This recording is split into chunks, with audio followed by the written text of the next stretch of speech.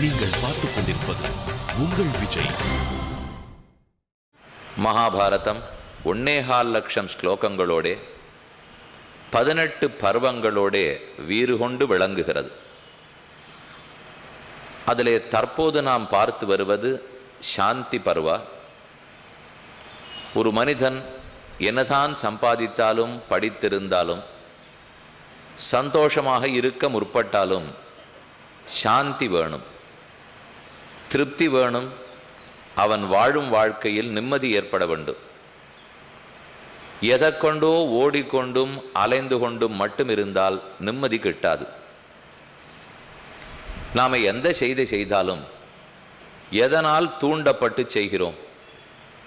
பிரகிருத்தே கிரியமானானி குணை கர்மாணி சர்வசா அகங்கார விமூடாத்மா கர்த்தாகம் இதி மன்யதே என்று கீதையில் ஒரு ஸ்லோகம். இந்த சரீரத்தோடு எப்போதும் கூடியிருக்கும் முக்குணங்கள் சத்வமும் ரஜஸும் தமசும். அந்த 3 குணங்கள் தான் நம்மை செயல்களில் தூண்டுகின்றன. சத்துவகுணம் அதிகமாக இருந்தால் அதுக்கு தகுந்த செயல்கள், ரஜஸ் அதிகமாக இருந்தால் அதற்கு தகுந்த கர்மங்கள், தமோ குணம் கூட இருக்குமானால் அதற்கு சேர்ந்த ஈடுபாடுகள். இப்படி நாம் உந்தப்பட்டு தள்ளப்பட்டு செயல்புரிகிறோம். இந்த முக்குணங்களோ சரீரமோ இல்லாமல் போனால் ஆத்மாவுக்கு இந்த செயல்களோடே தொடர்பு கிடையாது. ஆத்மா என்பவரை தனித்து பார்த்தால், உடலிலிருந்து பிரித்து முக்குணங்களிலிருந்து அகற்றி பார்த்தால் ஆத்மா எந்த செயலிலையும் ஈடுபட மாட்டார். ஞானமயமாக ஆனந்தமயமாக இன்பத்தில் திளைப்பார். ஆனால் அவர் அனாதி காலமாக சரீரம் எடுத்து எடுத்து பிறக்கிறபடியால், அந்த சரீரத்தோட முக்குணங்கள் ஒன்றி கிடக்கிறபடியால் அதால் தூண்டப்பட்டு பல செயல்களில் ஈடுபடுகிறார். செய்வது ஆத்மாதான். ஏனால் எந்த செயலையும் தூண்டுவதற்கு சரீரத்துக்கு ஞானம் கிடையாது.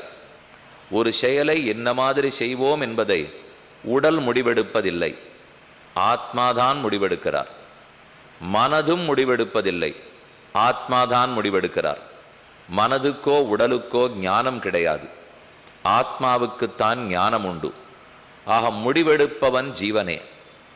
ஆனால் அந்த முடிவை செயல்படுத்துவதற்கு சரீரம் இன்றியமையாததாகிறது. நான் பேசணும்னு முடிவெடுக்கலாம், ஆனால் உடலோடு சேர்ந்த வாயிருந்தால் தானே பேச முடியும்.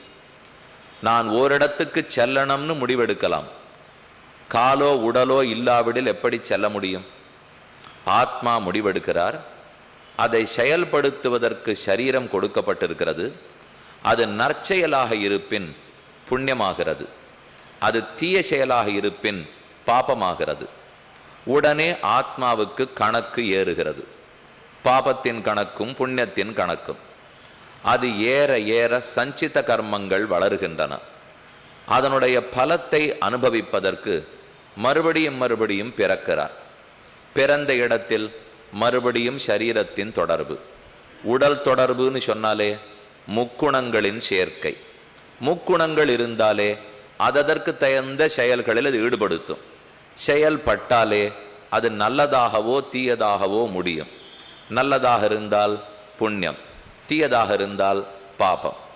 இப்போ 6:40 அடி ஆரம்பித்து 8:40 வரைக்கும் இந்த சுழற்சியை திரும்ப திரும்ப சொல்லியிருந்தாலும் இதே தான். மாற்றி மாற்றித்தான் நம்ம பிறந்துட்டுருக்கோம். இன்னொரு 4 தடவை சொன்னேன்னா என்னாச்சு இவருக்கு, கீரல் விழுந்த தகடாட்டம் சொல்லிகிட்டே இருக்காரே அப்படின்னு நீங்கள் நினைப்பீள். ஆனால் அந்த கீரல் விழுந்த தகட்டை போலத்தான் அனந்த கோட்டி ஜென்மங்களை நாம் கழிச்சிருக்கோம். அதுக்கு நம்ம சோம்பலே படலை.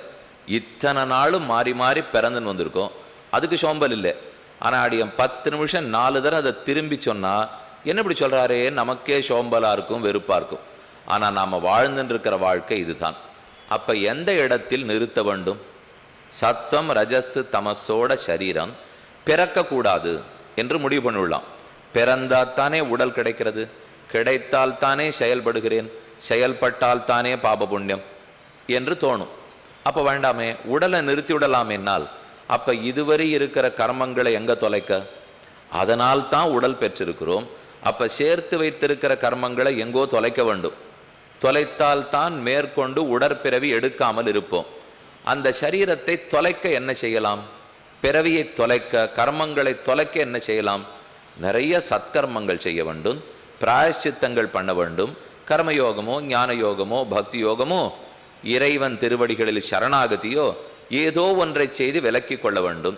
அப்போ அந்த ஏதோ ஒன்றை செய்யறதுக்கு பிறவி வேண்டுமே. அந்த பிறவி எடுக்கும்போது அந்த ஒன்றை மட்டும் செய்துவிட்டு மற்றதை செய்யாமல் இருக்க வேண்டுமே. எந்த இடத்துல முடிச்சிருக்குன்னு உங்களுக்கு புரியுறதுன்னு நினைக்கிறேன். பிறவிங்கிற சுழற்சியை நிறுத்திக்கணும்னு முடிவு பண்ணுறோம். அதுக்கு கர்மங்களை தொலைச்சாகணும். கர்மத்தை தொலைக்கணும்னால் சட்டுன்னு வெட்டிட முடியாது. அதுக்கு கர்மயோகம் ஞான யோகம் பக்தி யோகம் சரணாகதி பண்ணணும். அதை பண்ணணும்னு நினைக்கிறச்சே ஒரு பிறவி உடல் இருந்தால் தான் இதில் எதையுமே பண்ண முடியும். அதுக்காக நம்ம இப்போ இந்த பிறவி எடுத்திருக்கோம்னு வச்சுங்க. இப்போ நாம் உட்காண்டிருக்கோம் இல்லையா, இந்த 2013 இப்போ நாம் வாழ்ந்துட்டுருக்கிற இந்த பிறவி பகவான் நமக்கு இதை கொடுத்துருக்கிறது கர்மங்களை தொலைத்து கொள்வதற்காக சரணாகதி பண்ண வேண்டும். அதுக்காகன்னு சொல்லிட்டு போன பிறவியினுடைய கடைசியில் நான் கேட்டு வாங்கிட்டு இருக்கேன்னு வச்சுப்போம். போன பிறவியில் இந்த எண்ணெய் எனக்கு வந்தது, அது அநேகமாக உயிர் போகிற சமயத்துக்கு தான் இந்த நல்லெண்ணெய் வரும். நம்ம முன்னாடி 80 வயசு வாழ்ந்துருப்போம், ஆனால் அப்பெல்லாம் இந்த வண்ணம் வராது. கடைசி நிமிஷத்திலே ரொம்ப தப்பாக வாழ்ந்துட்டோம் போல் இருக்குது, இனிமே இந்த பிறவி என்னும் சுழற்சியை நாம் நிறுத்திக்கணும் அப்படின்னு 79 வயசு முடியறச்சே அவனுக்கு தோணும். பிராணம் போகிற சமயத்தை பெருமாள்கிட்ட பிரார்த்திக்கிறார். பரவாயில்ல, அப்போ அடுத்த பிறவியே இதை போக்கிக்கிறதுக்காக கடைசி பிறவியாக கொடுக்குறேன், அதை ஞாபகம் வைத்து கொண்டு ஒழுங்கா சரணாகதி அனுஷ்டித்து வந்து சேர்ந்துடும். அப்போ உன் கர்மங்களை நான் தொலைச்சி கொடுக்குறேன் என்று சொல்லி பெருமான் நம்மளை பிறப்பிக்கிறார். பிறந்தோம். பிறந்தவுடன் அனாதி காலமான வாசனை, நாம் எத்தனையோ அனந்த கோடி ஜன்மங்கள் எடுத்திருக்கோம் இல்லையா, அதனுடைய வாசனை மனப்பதிவு நம்மகிட்ட இருந்து கொண்டே இருக்கும்.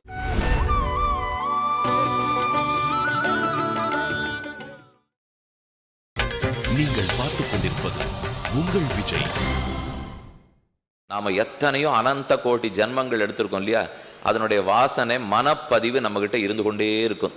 அந்த பதிவோடு தான் அடுத்த பிறவி எடுக்க முடியும். அப்போ முன்பிறவியினுடைய ஞாபகம் எல்லாம் மறந்து போய்டுறது. கடைசி நிமிஷத்தில் அவரை கேட்டு அதுக்காகத்தான் இந்த பிறவியை நம்ம வாங்கிண்டோங்கிறது நமக்கு ஞாபகம் இருக்கிறது இல்லை. பழையபடிக்கு அதே உண்டியே உடையே உகந்தோடும் சோறு கண்ட இடம் ஸ்வர்க்கம். யாரு கூற கொடுக்கிறார்களோ, எங்கெங்க சுகம் கிடைக்கிறதோ, கண்ணால் காண்தல் காதால் கேட்டல் இது முதலான சுகங்களில் ஈடுபட்டு நாள் போகிறது. திரும்ப 79 முடிஞ்சு 80. அப்போ 80 வயசு ஆயிடுத்து.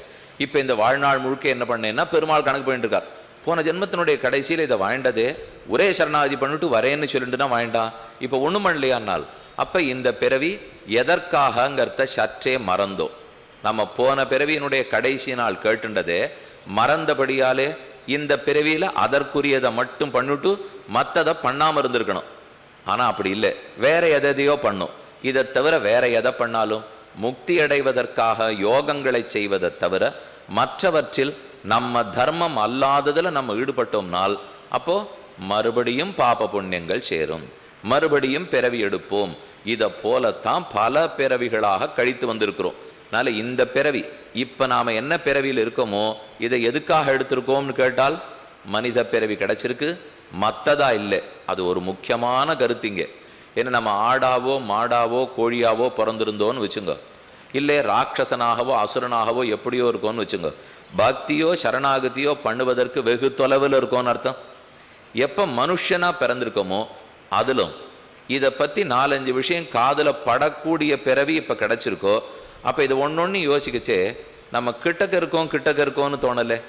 ஏன்னா இப்படின்லாம் ஒன்று காதலையே விழாத எத்தனையோ பிறவி இருக்கலாம். நம்ம தேசத்திலே இல்லாத இந்த கருத்துகளே தெரியாமல் எத்தனையோ பிறவி எடுத்திருக்கலாம். ஆடா மாடா எத்தனையோ பேர் பிறந்திருக்கலாம்.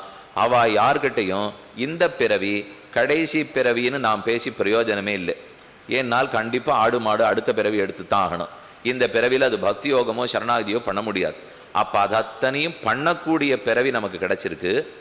அதிலும் இதை பற்றின நம்ம சனாதன தர்மத்தின் கொள்கைகளே தெரியாமல் எங்கோ உலகத்திலேயே உழண்டுன்னு இருக்கவாளா இல்லையே. இப்போ முதல் நாள் பார்த்ததுலேருந்து அடியேன்னு ஒழுங்காக சொல்லிட்டு தான் இருக்கேன். 28 வயசுலேருந்து இப்போ 50 வயசு ஆயிடுச்சு. அப்போ 22 வருஷமாக இதில் தான் உட்காண்டிருக்கேன். நீங்களும் 25 வருஷமாக பல பேர்கிட்ட கேட்டுட்டு தான் இருக்கு. அதுலேருந்தே இதை அனுஷ்டிக்கிற பிறவி கிட்டக்க இருக்கோங்கிறது நமக்கு தெரியலையா? ஆனாலும் இழந்துவிட்டால், தள்ளி இருக்கிறவன் இழந்துவிட்டாலோ அருகதையே இல்லாதவன் இழந்துட்டாலோ யாரும் கோவிச்சுக்க மாட்டா, வருத்தப்படவும் மாட்டா. ஆனால் ஒரு பிள்ளை நன்னா படிக்கக்கூடிய பிள்ளை வேணும்னு பொழுத போக்கிட்டு படிக்க மாட்டேங்கிறான். அவனை கண்டுதான் பெற்றோருக்கு ரொம்ப வருத்தமாக இருக்கும். நீ 30 தான் வாங்குவேன்னு சொன்னால் நான் உன்னை கேட்கவே மாட்டேன், கொஞ்சம் முயற்சி எடுத்தியானா 95 வாங்கலாம், ஆனால் படிக்க மாட்டேங்கிறியே. அதே போல் நாம் ஆடு மாடாக பிறந்திருந்தா நம்மளை யாரான்னு கேள்வி கேட்க போகிறாளா? மனுஷனாவும் பிறந்து சனாதன தர்மமும் தெரிந்து வந்து உட்கார்ந்து கேட்கிற அளவுக்கு விருப்பமும் இருந்து இத்தனையும் வந்த பிற்பாடு வாழ்க்கையின் பயனை அடையாமல் போய்விடக்கூடாது. பிறந்ததன் பயன் மறுபடியும் பிறவாமை. அதுதான் நம்ம பிறந்ததற்கே பயன். அந்த பிறவாமையை எய்த வேண்டும். அதுக்குள்ள எத்தனையோ வாழ்க்கையில நடக்கத்தான் நடக்கும். இந்த நல்லது இருக்கும், அந்த தீயது இருக்கும். ஏன்னா சம்சாரம்னு இருக்கும்போது உலகத்தினுடைய சுழற்சிக்குள்ள நாம் இருக்கோம் இல்லையா? அப்போ புரிஞ்சுக்க வேண்டியது, இந்த சுழலுக்குள்ள நான் சிக்கிக்க போறதில்லை, அதுக்குள்ள தான் இருக்கேன். ஆனால் நான் எடுத்திருக்கிற ஜென்மம் இதுக்காக இல்லை. நான் எடுத்திருக்கிறது இனிமே சுழற்சிக்குள்ள வரக்கூடாதுங்கிறதுக்காக. ஆக பட்டும் படாமலும் வாழ்வேன், என் கடமையை கண்டிப்பா செய்வேன், ஆனால் அதுல பற்றுதல் இல்லாமல் செய்வேன். இந்த எண்ணம் இருக்க வேண்டும். ஆனால் நமக்கு என்ன எண்ணம் வந்துடும்னால், எப்படியும் பிறவி எடுத்திருக்கோம், ஏதானு ஒன்றை பண்ண போனாலே பாப்பமோ புண்ணியமோ வருகிறது. இப்படி இத்தனை நாளை சொன்ன கதையிலேருந்து தப்பாக கூட புரிஞ்சுக்கலாம். நாம் ஒன்றை செய்ய போக சத்துவகுணத்தால் தூண்டப்பட்டு செய்கிறோம், ரஜோகுணத்தால் தூண்டப்பட்டு செய்கிறோம். செய்தபடியாலே நல்லது தீயதாகிறது, அதனால் பாப புண்ணியம் வருகிறது. இது யோசிச்சவர் நினைப்பார், அப்போ செய்யாமல் இருந்துவிட்டா நல்லது தானே சுவாமி, செஞ்சாத்தானே இதெல்லாம் வருது, அப்போ செய்யாமலே இருக்கலாம். என்னால் செய்யாட்டா எதை செய்து கர்மத்தை தொலைச்சிக்கணுமோ அந்த பக்தியோகம் சரணாகதியும் செய்ய மாட்டோம் பாருங்க. என்ன செய்யாமைங்கிறது வந்துடுச்சுனால் அப்போ எதற்காக பிறவி எடுத்தோமோ அத்தையும் செய்ய மாட்டோம். செய்தல்னு இருந்தால் தான் பிறவி எடுத்ததன் பயனை அடைய முடியும். ஆனால் அந்த செய்தலில் வடிகட்ட வேண்டும். எத்தை செய்ய வேண்டும், எத்தை செய்யக்கூடாதுன்னு பிரிக்க வேண்டும். நாம் என்னென்னத்தை செய்யலாம், சாஸ்திரம் ஒத்துக்கொண்டதை செய்யலாம். எதை செய்யக்கூடாது, சாஸ்திரம் நிஷித்தம்னு தள்ளினவற்றை ஒரு நாளும் ஈடுபடக்கூடாது. ஆனால் செய்து கொண்டு தான் இருக்க வேண்டும். இதைத்தான் பல மகாச்சாரியர்கள் சேர்ந்து வாழ்க்கை இப்படித்தான் ஓடிண்டே இருக்கும் தர்மபுத்திரா. அதுலேருந்து விலக்கி போயிட முடியாது, இருந்து இருந்து தான் செய்ய வேண்டும். மட்டையடி ஆட்டம் ஆடுறா பாருங்க, 11 பேர் ஒரு அணிக்கு. அதிலே ஆங்கிலத்தில் ஒன்று சொல்கிறது உண்டு. இவர் கட்டையை பிடிச்சி நிற்கிறாரோ இல்லையோ, பின்னாடி 3 குச்சி வச்சிருக்கு. அதில் இந்த மட்டையடி ஆட்டக்காரர் யாரோ அவருக்கு முன்னாடி ஒரு கோடு போட்டிருப்பா. அந்த கோட்டை தாண்டி அந்த கோட்டுக்குள்ளே அப்போ தானே அவர் இருக்காரா இல்லையான்றே முடிவு பண்ணுறா. நம்ம ஓட்டங்கள் எடுத்துட்டு இருக்கிறச்சே கட்டையை கொண்டு வந்து அந்த கோட்டுக்குள்ளே வச்சாச்சுன்னா இருக்கார், அதுக்கு வெளியில் இருக்கிறச்சே பந்த குச்சியில் அடிச்சிட்டாருன்னா இல்லை, இப்படி தானே கணக்கு வச்சுருக்கோம். அப்போ அந்த கோட்டுக்குள்ளே நிற்கணும். நின்றுண்டே இருந்தால் ஓட்டங்கள் தன்னடையே வரும் அப்படின்னு ஆங்கிலத்தில் சொல்லுவா. நாம் நிற்காமல் நகர்ந்துட்டே இருந்தோம்னா ஓட்டம் வரவே வராது. இருக்கணும், கொஞ்ச நேரமான அங்கே இருக்கணும். அவசரப்பட்டு இங்கே தூக்கி அங்கே தூக்கி அடிச்சோன்னா பிடிச்சுன்னு போடுவா. அப்போ முதல்ல கோட்டில் இருந்தால் தானே ஓட்டமே வரும். நிற்காட்டா ஓட்டங்கள் எப்படி வரும்? அதை போல இந்த சம்சாரத்திலிருந்து நாம் இருக்கும் தர்மத்திலிருந்து விலகாமல் நிற்கணும். நின்னாத்தான் நமக்கு நல்லதே செய்ய முடியும். நின்னா தீயது நடந்துட போகிறதேன்னு பயந்து கொண்டு நிற்காமல் இருக்கக்கூடாது. ஏன்னா நிற்காமல் இருந்துட்டா நல்லது நடக்காது. நின்னா தீயது நடக்கும், வாஸ்தவந்தான். அதுக்குன்னு பயந்து நம்ம நிற்காமல் இருந்தோம்னா நல்லதையே பண்ண மாட்டோம். நல்லதை பண்ணலன்னா பகவானுக்கு பிடிக்காது, அவருக்கு பிடிக்காதுன்னால் நான் கர்மங்கள் எப்படி தொலைக்கிறது? என்னால் அதை தொலைக்க முடியாது. அப்போ அவருக்கு பிடிச்சதை தான் நான் செஞ்சாகணும். செய்யணும்னா புண்ணிய கர்மங்களை செய்து தான் ஆகணும். 2 கர்மத்தையும் செய்யாமல் இருந்துருவேன்னு மனுஷன் முடிவெடுக்க முடியாது. நல்ல கர்மங்களை செய்து தான் தீர வேண்டும். அந்த நல்லது தர்மபுத்திரனுக்கு யுத்தம் செய்தல், நாட்டை காத்தல், நமக்கு குடும்பத்தை ரட்சித்தல், கடமையை ஆற்றுதல், நேர்மையோடு இருத்தல், சத்தியம் பேசுதல், பெற்றோரை காத்தல், மூத்தவர்களை வணங்குதல், எத்தனையோ நல்லது. அந்த நல்லதை விடாம நாம செஞ்சுட்டு தான் வரணும்.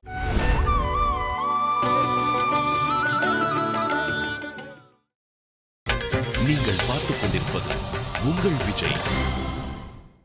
வியாசர் தர்மபுத்திரனுக்கு கூறுகிறார், சுகம் துக்காந்தம் ஆலஸ்யம், தாக்ஷ்யம் துக்கம் சுகோதயம், பூதிஹி ஸ்ரீஹி ஹ்ரீஹி திருதிஹி கீர்த்திஹி தக்ஷா வசதி நாலசே. ஆலஸ்யம், ஆலஸ்யம்னா சோம்பல், அலசன்னா சோம்பேறி. யாருன்னா அலசகா, சோம்பல் இல்லாமல் இருக்கானோ அவங்கிட்ட 7 பேர் ஓடி வருகிறார்கள்னு வியாசர் சொல்றார். திருதி, சமிருத்தி, சித்தி, ஸ்ரீ. நாம எத்தத்தை பேசினாலும் சிச்சிலிஷேத்தவ புரூலதா, பராசர பட்டர், மகாலட்சுமி, பெரிய விராட்டியார், ஸ்ரீரங்கநாச்சியாரை பார்த்து உன்னுடைய கடைக்கண் பார்வை யாரிடத்தில் படுகிறதோ சுதா சகி, அப்படிப்பட்டவர்கள் பேரிலே திருதி சமிருத்தி சித்தி ஸ்ரீயா, இந்த 7 பேரும் வேகமா ஓடுறார்களாம். யாருன்னா பூதிஹி செழிப்பு, ஸ்ரீஹி செல்வம், ஹ்ரீஹி மிகச்சிறந்த புகழ், திருதிஹி எடுத்த காரியத்தில் உறுதி, கீர்த்தி புகழ், தக்ஷம் பொறுமை. இது அத்தனை பேரும் மகாலட்சுமி கட்டாட்சம் இருக்கிறவா பேர்ல ஓடி போய் பிடிச்சுக்கிறார்கள். அவ யாரை கட்டாட்சிப்பனால் சோம்பல் இல்லாதவனைத்தான் கட்டாட்சிப்பாருங்கிறார். சோம்பி இருந்தால் அது லக்ஷ்மி கட்டாட்சம் பெறுவதற்கு வழி இல்லை. சோம்பல் இல்லாமல் சுறுசுறுப்பா உழைக்கணும். ஆனால் சோம்பலா இருந்தா சுகமா இருக்க ஆப்பில் இருக்கும். நம்ம கொஞ்ச நேரம் படுத்துக்கிறோம், எழுந்திருக்கிறோம், நிறைய ஓய்வு எடுக்கிறோம்னா சுகத்தை போல தோணும். ஆனால் கடைசியில் லக்ஷ்மி கட்டாட்சமே கிடைக்காது. அப்போ அந்தத்தில் துக்கத்தில் கொண்டு போய் முடிஞ்சுவிடும். வேலை சுறுசுறுப்பாக இருக்கும்னு வச்சுங்க, அது துக்கமாட்டம் இருக்கும். வேலை செய்கிறதுனாலே துக்கமாட்டம் தோன்றது இல்லையோ, அதுதான் அந்தத்தில் லக்ஷ்மி கடாட்சம் பெற்றுக் கொடுக்கும். அப்போ எது சுகமாக இருக்காப்புல இருக்கோ அது துக்கத்தில் முடிஞ்சிடும், எது துக்கமாக இருக்காப்புல இருக்கோ அது சுகத்தில் முடிஞ்சிடும். இதை கண்டு பிரமிச்சு போயிடாதே தர்மபுத்திரா. எது உண்மையான சுகம்? உழைத்தல், நாட்டை காத்தல். காட்டிலே சென்று அங்கு இருக்கக்கூடிய குயில்களையும் மயில்களையும் பார்ப்பது சுகம்னு நீ நினைக்கிற, அது உண்மையில் உனக்கு சுகம் இல்லை. அது யாரோ காட்டுவாசிக்கு சுகமா இருக்கலாமே தவிர உனக்காகாது. நாலம் சுகாய சுகிருதா நாலம் துக்காய சத்ரவா நச்ச பிரஜாம் அலபர்த்தேபியா ந சுகேபியோப்யபலம் தனம். மேலும் யுதிஷ்டிரா கேட்டுப்பார், ஒருத்தனுக்கு மற்றொருத்தனால சுகத்தை கொடுக்கவும் முடியாது, ஒருத்தனுக்கு இன்னொருத்தனால துக்கத்தை கொடுக்கவும் முடியாது. அவனவன்தான் அவனவன் சுகத்தை சம்பாதிக்க முடியும், அவனவன்தான் அவன் துக்கத்தை சம்பாதிக்க முடியும். என்ன இப்ப தர்மபுத்திரன் என்ன மயங்கியிருக்கார்? நான் என் அண்ணனுக்கும் துரியோதனனுக்கும் திருத்தராஷ்டனுக்கும் துக்கத்தை கொடுத்து விட்டேன் என்றவர் நினைக்கிறார். அது முடியாதுன்னு வியாசர் சொல்றார். ஒருத்தன் மற்றொருத்தனுக்கு துக்கமும் கொடுக்க முடியாது, ஒருத்தன் இன்னொருத்தனுக்கு சுகமும் கொடுக்க முடியாது. இது பிருகதாரண்யக உபனிஷத்து சொல்றது. ரிஷி 2 மனைவியோட வாழ்ந்து வந்தார். 2 பேருக்கும் சொத்தை பிரித்து கொடுத்தார். நான் சந்நியாசாசனம் வாங்கிக்க போறேன்னு சொன்னார். அதுல ஒருத்தி தடுத்து கேட்டார், எதுக்காக நீர் போறீர்? நீர் போகும் இடத்துக்கு என்னை அழைச்சின்னு போகணும். இந்த சொத்தை வைத்து கொண்டு நீர் காட்டுக்கு எதற்கு போகிறீரோ அந்த இடத்த நான் அடையலாமா? மனைவி கேட்டாள். இந்த நாட்டில் தான் நீ நன்னா இருக்க முடியும், காட்டுக்கு போய் நான் மோட்சத்துக்கு போறேன், அது இந்த சொத்து உன்னை கொண்டு போய் சேர்க்காது, அப்ப அந்த சொத்து எனக்கு வேணும்னு மனைவி பிடிச்சா. அப்ப அவர் சொல்ல ஆரம்பிச்சார், நவா அரே பத்யு காமாய பதிப்பிரியோ பவதி ஆத்மனஸ்து காமாய பதிப்பிரியோ பவதி. இந்த லோகத்தில் தந்தைக்காக மகனோ மகனுக்காக தந்தையோ இல்லை, கணவனுக்கு மனைவியோ மனைவிக்கு கணவனோ இல்லை, குருவுக்கு சிஷ்யனோ சிஷ்யனுக்காக குருவோ இல்லை. நாம எது இருக்குன்னு நினைச்சிட்டு இருக்கோமோ அதை நேரம் இல்லைங்கிறார். பிருகதாரண்யக்கு ரொம்ப முக்கியமான உபனிஷத்து. கணவனுக்குன்னே மனைவி இருக்கா, மனைவிக்குன்னே கணவன் இருக்கார், பிள்ளைகளுக்குன்னே அம்மா இருக்கா என்று சொல்றோமோ இல்லையோ? இல்லை. 2 பேரும் நேருக்கு நேர் இவர்களுக்காக இருக்கவில்லை. இந்த தாய் உள்ளத்திலும் ஒரு பகவான் இருக்கார், அந்த குழந்தைகள் உள்ளத்திலையும் அதே பகவான் இருக்கார். இவா 2 பேருக்கும் தொடர்பே அந்த பிரம்மத்தின் மூலமாகத்தான். இவா 2 பேருக்கு நேர் தொடர்பில்லை. ஏன்னால் சட்டுன்னு அவா 2 பேருக்கும் முறிஞ்சு போச்சுன்னு வச்சுங்க, பெரிய சண்டை வந்துடுறதே. யார் 2 பேர் ஓஹோன்னு ஒட்டின்னு இருந்தாலோ ஏதாவது ஒரு சின்ன பிணக்கு வரும்போது இவா வெய்யறது அவளுக்கு தாங்கலை, அவன் வெய்யறது இவனுக்கு தாங்கலை. எத்தனை பேர் 2 பேரும் சிறந்த நண்பர்களா இருப்பா. அதை நம்ம எல்லா இடத்துலையும் பார்க்குறோம். நாடகத்திலையா இருக்கட்டும், அரசியல்லையா இருக்கட்டும், எங்கே பார்த்தாலும் சரி, ஓஹோன்னு 2 பேரும் ஓட்டிட்டு நானாச்சு நீயாச்சு 15 வருஷமா நகமும் சதையும் போலே அப்படின்னு இருப்பா. கடைசியில் ஒரு நாள் நகம் பேர்ந்துடுச்சு, அதான் ஆபத்தாயிடும். அப்புறம் இவர் அவரை வசிப்பார், அவர் இவரை வசிப்பார். இது இன்னும் விஷம் அதிகமாக இருக்கும். ஏன்னா உள்ளூர நண்பர்களாக இருந்து ரகசியம் வேற தெரிஞ்சிருக்கோம் இல்லையோ. அதனால இனிமே வெளியில் போனால் எல்லா ரகசியமே வெளியில் வந்துடும். இப்படி இருந்தால் கடைசியில் யாரோட யார் இப்போ உண்மையாக இருக்க போகிறோம்? இவனுக்காக அவளோ அவளுக்காக இவனோ அல்லள். 2 பேரும் உள்ள இருக்கிற பிரம்மத்துக்காக வாழ்கிறோன்னு புரிஞ்சுக்கோ. அந்த பிரம்மம் நடுவில் இருக்காருன்னு தெரிஞ்சுனுட்டால் அப்போ ஒத்தருக்கொத்தர் பிணக்கு வராது. நவா அரே பத்யு காமாய பதிப்பிரியோ பவதி. அதனுடைய கடைசியில தான் உபாசன முறையை ரிஷி கூறுகிறார். ஆத்மாவா அரே திரஷ்டவ்யோ ஸ்ரோதவ்யோ மந்தவ்யா நிதித்தியாசித்தவ்யா. இந்த ஜீவன் பிரம்மத்தை குறித்து காதார கேட்க வேண்டும், கேட்டதை நினைக்க வேண்டும், நினைத்ததை இடையடாமல் சிந்திக்க வேண்டும், சிந்தித்து அவனை கண்டுவிடுகிறான். இதுதான் உபாசனத்தின் வழின்னு பிருகதாரண்யக உபனிஷத் சொல்றது. அப்ப ஒத்தருக்கொத்தர் நமக்கொன்னு நெருங்கின உறவில்லை, உறவுக்காரர்களுக்குள்ளே அவர் உறவு இல்லைன்னு விட்டார். அப்புறம் என்னைக்கோ பார்த்துக்கிற நமக்குள்ள என்ன உறவு இருக்க முடியும்? பார்க்கவே பார்க்காத கோடிக்கணக்கான ஜனங்களுக்குள்ள என்ன இருக்க முடியும்? யாருக்கும் இல்லை. அப்ப உறவு ஒத்தரோட தான். இதை புரிந்து கொண்டு இருக்கும் காலத்தில் நன்மையை கொடுத்து ஒத்தருக்கொத்தர் சுகமோ துக்கமோ கொடுக்க முடியாது. நான் ஒரு சாஸ்திரம் சொல்லப்பட்ட நல்ல காரியத்தை செய்தால் அதனால் லோகம் பொதுவில் பயன்படலாம். நான் சாஸ்திரம் சொன்னத்தை தீய காரியத்தை செஞ்சுவிட்டால் லோகத்துக்கு அதனால் ஆபத்து வரலாம். அதைத்தான் சுகம் துக்கம் கொடுக்கறதா சொல்றாளே தவிர தனிப்பட்டு ஒரு மனிதனுக்கு ஒரு மனிதன் யாரு சுகத்தை கொடுக்க முடியுமா துக்கத்தை கொடுக்க முடியுமா? அதை புரிந்து கொண்டு தர்மபுத்திரா, நீ யாருக்கும் துக்கத்தை கொடுக்கவில்லை. உண்மையில் கர்ணனுக்கு சுகம் கொடுத்திருக்காய், உண்மையில் துரியோதனுக்கு சுகம் கொடுத்திருக்காய். உன் வாதத்தின்படியே நான் வரேன். நீ சொல்றது அவர்களுக்கு துக்கம் கொடுத்தான்னு தானே சொல்ற? இல்லை, துரியோதனனை கொல்லாமல் விட்டிருந்தால் மேன்மேலும் பாபங்கள் இழைத்திருப்பான், துக்கத்திலேயே உழந்திருப்பான். அவனை கொல்லவே அந்த பாவப்பிறவி முடிந்து போய் இனி அடுத்த பிறவி புண்ணிய பிறவி எடுக்கிறதுக்கு வாய்ப்பாது உண்டு. ஏன்னா இப்ப நிஜத்தில் அவர் என்ன சுகப்படுறார்? வீர சொர்க்கம் அடைந்தபடியாலே சொர்க்கம், வீர மரணம், ஒரு நல்ல யுத்தத்தில் போயிட்டபடியாலே சொர்க்கத்துக்கு போயிருப்பார். ஆனால் துரியோதனன் இப்படியே தொடர்ந்திருந்தா நிறையா பாபம் பண்ணி நரக்கத்துக்கு போயிருப்பார். நல்ல வேளை தர்மபுத்திரா, அவனுடைய உடலை கொன்றபடியால் அவனுக்கு நீ நன்மை செய்திருக்கிறாய். அந்த கோணத்தில் கூட நீ யோசிச்சு பார்க்கலாம். அதுக்குன்னுட்டு இது அந்த யுத்த தர்மத்தை பற்றி பேசப்பட்டிருக்கு. நாமாருக்கான நன்மை செய்கிறோங்கிறதுக்காக ஓங்கி அடிக்கப்படாது. அவர் சொல்லியிருக்கார், நன்னா அடித்து வலிக்க வச்சான்னா சுகப்படுறான்னு அர்த்தம். அதனால் நம்மளும் இனிமேல் அடிப்போம் இல்லை. அவர் தர்ம யுத்தத்தை பற்றியும் வீர சொர்க்கத்தையும் பற்றியும் சொல்லியிருக்கார். நமக்கு அதெல்லாம் இந்த நாளில் வாய்ப்பு இல்லை. அது அந்த நாளில் இருக்கிறத பற்றின பேச்சு.